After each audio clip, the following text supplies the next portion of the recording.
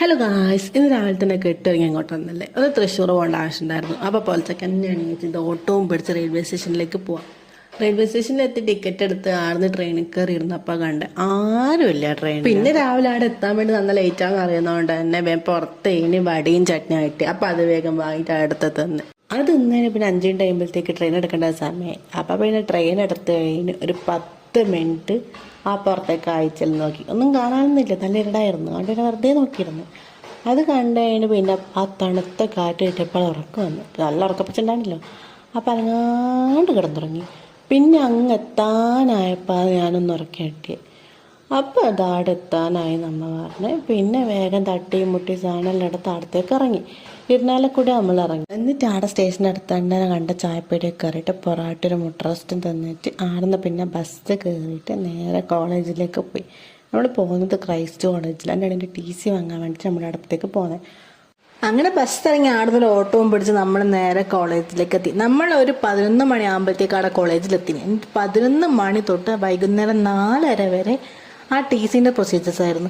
അങ്ങോട്ടും നടന്ന് ഇങ്ങോട്ടും നടന്ന് അങ്ങനെ ഒരുമാതിരത്തിലുള്ള സ്ഥലത്തുള്ള എല്ലാ സ്ഥലത്തായിരുന്നു നമ്മളെക്കൂടെ നടത്തിച്ച്. ഒരു ഫുഡും കഴിക്കാണ്ട് മൊത്തത്തിൽ ക്ഷീണിച്ച് ഒരു മൂകതാവസ്ഥയിലിരിക്കുന്ന ഞാൻ. എന്നിട്ട് പിന്നെ അവിടെ കിയാനായപ്പം ക്യാൻറ്റീനിൽ പോയിട്ട് കുറച്ച് കടിയും തിന്ന് പിന്നെ ഒരു ലൈമും കൂടി കുടിച്ചപ്പോൾ കുറച്ചൊരു സമാധാനം. പിന്നെ അവിടെ നിന്ന് ഇറങ്ങിയിട്ട് നേരെ ബസ് സ്റ്റാൻഡിലേക്ക് പോയിട്ട് ആടുന്ന് റെയിൽവേ സ്റ്റേഷനിലേക്ക് പോകേണ്ട ബസ് കയറിയിട്ട് നേരെ റെയിൽവേ സ്റ്റേഷൻ്റെ അടുത്ത്. എന്നിട്ട് ആ റെയിൽവേ സ്റ്റേഷൻ്റെ ആടെ ഉണ്ടായ ഒരു ഹോട്ടലിൽ കയറിയിട്ടാണ് ഒരു മസാല ദോശ കഴിച്ചിട്ട് ഇവിടുത്തെ ഒന്നും തിന്നാണ്ട് നേരെ നാട്ടിലേക്ക് പോകാന്ന് വെച്ചാൽ 6:30 ട്രെയിൻ ഉണ്ടാവും. ആ ട്രെയിൻ കയറിയിട്ട് വീട്ടിലെത്തുമ്പോഴത്തേക്ക് എന്തായാലും ഒരു 1-1:30 മണിയാവും. അപ്പം എന്തൊരു സാധനം തിന്നാൻ വേണ്ടി ഉണ്ട്. അവിടെ നല്ല ഉറപ്പുണ്ട്. അതുകൊണ്ടാണ് എന്നിട്ട് മസാല ദോശ നല്ല പ്ലാനിലിട്ടിട്ട് ഹോട്ടലിൽ കയറി. എന്നിട്ട് അവിടെ നിന്ന് വേഗം ഒരു മസാല ദോശയും തിന്നിട്ട് നേരെ റെയിൽവേ സ്റ്റേഷനിൽ പോയിട്ട് അവിടെ ടിക്കറ്റ് എടുത്തിട്ട് ഒരു 10 മിനിറ്റ് അവിടെ ഇരിക്കേണ്ട അവസ്ഥ ഉണ്ടായി.